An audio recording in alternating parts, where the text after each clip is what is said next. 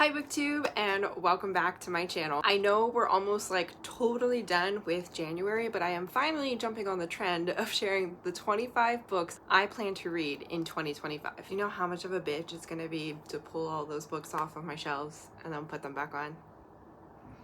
Okay, well here we go.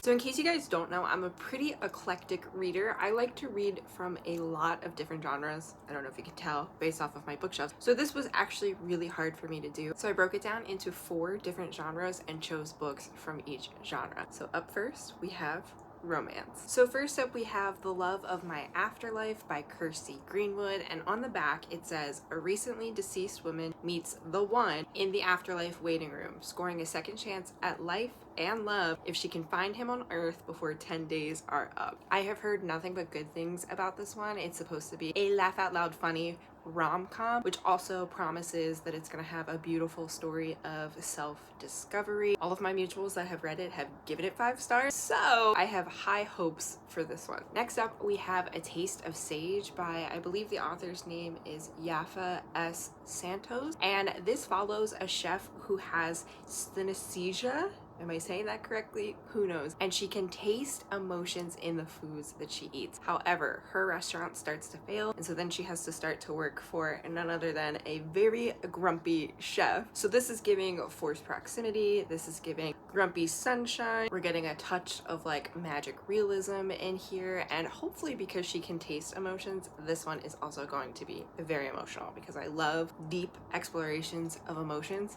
in my romances. Then we have Perfect Fit by Claire Gilmore, and I'll be so honest with you guys, I chose this one because one of my favorite authors, Jessica Joyce, who wrote one of my favorite books last year, The Ex-Vows, recommended this on her Instagram stories, and I was like, oh, I trust you.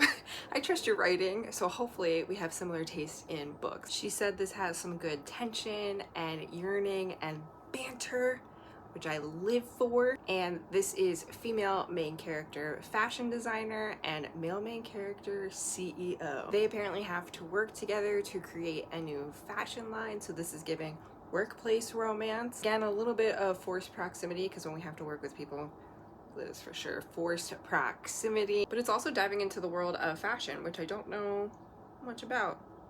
So we'll see if I like this. Then we have A Love Like the Sun by Rhys M. Nielsen, and now this I told was going to make me sob, ugly cry. And you know what? We need that every now and again. This is also a childhood friends to lovers, which I haven't read very many of those that I've liked and loved, but this has gotten such high praise that maybe this will change my mind about that trope. And then last but not least, in the romance category, we have The Wake Up Call by Beth O'Leary. I have heard a lot of people really enjoy Beth O'Leary's writing. She is known for The Flat Share, but this one sounds super interesting. It says 2 hotel receptionists and arch rivals find a collection of old wedding rings and compete to return them to their owners, discovering their own love story along the way. So not only are we getting rivals to lovers, but hotel receptionists. That's unique, I think. I don't hear many people writing about the hotel industry. Like I said, a lot of people really love her writing style, and they just say that the love stories in her books are so believable, yet like warm and quirky. So next we're moving into the fantasy genre, and I'm kind of cheating a little bit here because I chose several fantasy series, but you know what, these were series that have been sitting on my bookshelf for a very long time, and I am always scared to read series because I'm like, what happens if I don't like the first book? And then you're telling me there's like 2 or 3 or 4 more left that I have to get through? Terrifying. And I'm not very good at like DNFing a book, let alone DNFing a whole series. So hopefully these are good. I've heard good things about all of these, but let's get into it. These are the fantasy series I can't wait to read this year. So the chokehold that the Shadow and Bone trilogy and the Six of Crows duology has on its fan base is totally unmatched, and I'm probably the last person to join this little group, this little band of misfits, but I've heard such good things about these, and also their Netflix shows that I believe this one got canceled, and it looks like this one did or did not get canceled. I don't know. There's some lore there that I'm not totally familiar with, but I'm pretty sure, because I googled it, that you should read the Shadow and Bone trilogy before you read the Six of Crows duology, because it's kind of a spin-off of this world that exists. And a lot of people have been like, no, you can read either or, but me being me and the way that my brain works, I want to read them in order. So I want to do the Shadow and Bone trilogy first and then the Six of Crows duology. So that's 5 books, guys. And did I buy all of these without ever having read a Leigh Bardugo book before? Yeah, I did. So hopefully I like them. Hopefully they live up to the hype. Then we have the Poppy War trilogy by R.F. Kuang. If you know anything about me, you know that I am obsessed with R.F. Kuang. I read Yellowface by her a few years ago. Fell so in love with that story that I bought every single book that she's ever written. And now these are the last 3 that I have to read. The only reason I've put them off for so long is because I heard they're gonna break me. I heard they're gonna make me cry. And like, while I do love that, sometimes I have to be like in the right headspace to be destroyed in that way. And you know what? Maybe now's the time, given everything that's going on with the American government. Maybe now's the time that I pick these up. I think I should start this series next.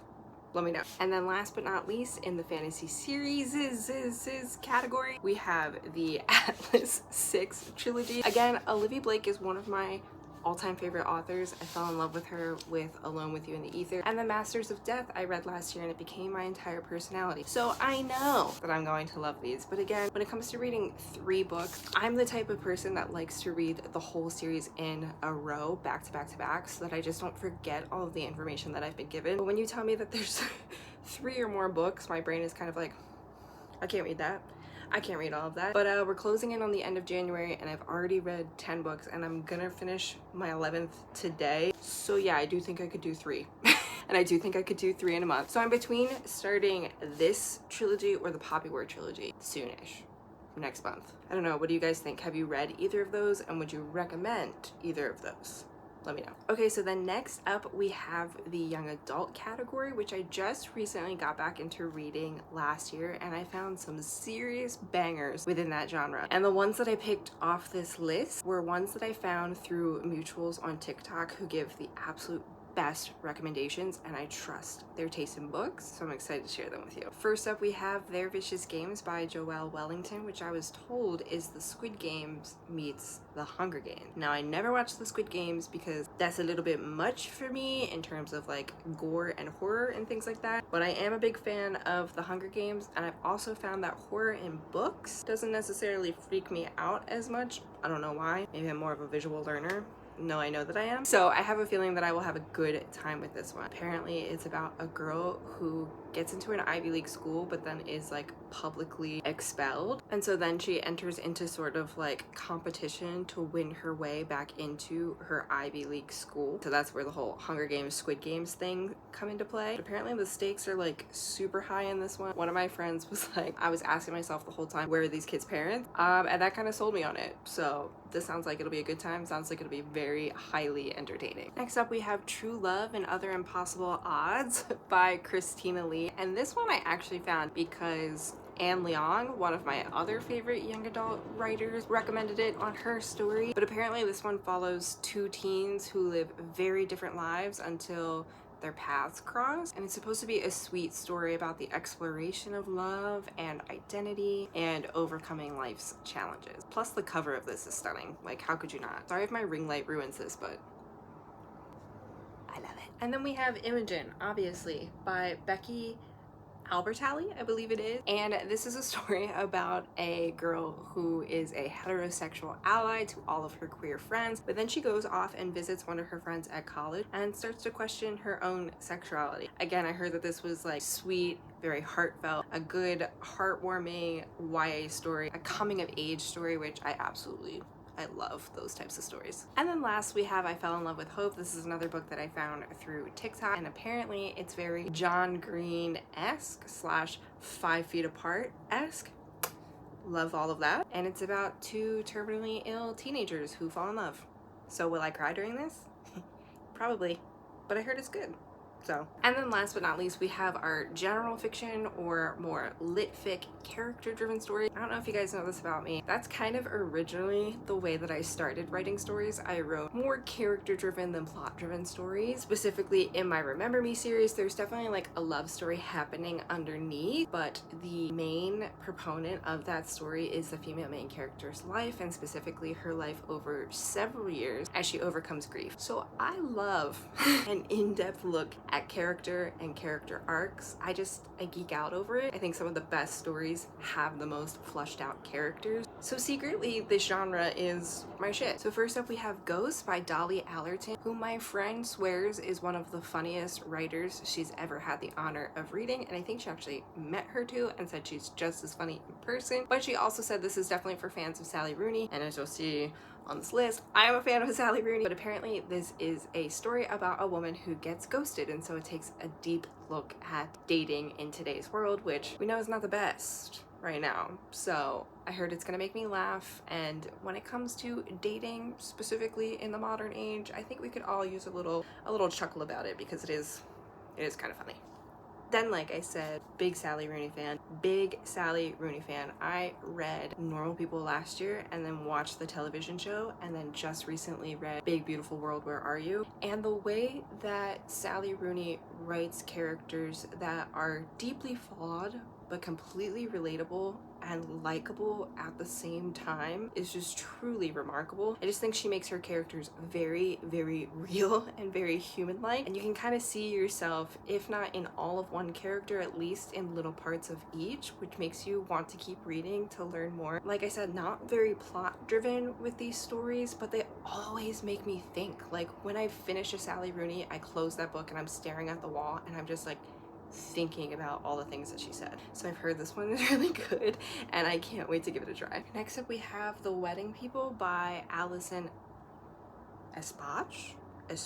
Don't know. Hopefully I'm not butchering that. But apparently this is about a woman who is mistaken for a wedding guest in the lobby of a hotel where a wedding is happening. And so the wedding people just kind of like bring her in and take her in. But from what I've seen from other people that have read it, it is a deep look at grief and overcoming trauma. I kind of know a little bit about what the underlying story is, but I don't want to spoil it for anybody. But I do know that this one will definitely make me cry. But I also heard that it's funny too, so the duality of man, you know what I mean? And then last but not least, we have Amazing Grace Adams, and I don't know if you can tell just based on the cover, but this is exactly why I picked it up. I was browsing through a Barnes & Noble one day and I saw the cover and I was like, what is that about? I need to know what that's about. I read the inside cover, and this is a story about mothers and daughters. So apparently this mother-daughter duo is estranged, and one day the mom wakes up and realizes she just kind of hates the way her life is going and decides to walk away, just leave it all behind, go find her daughter and try to mend that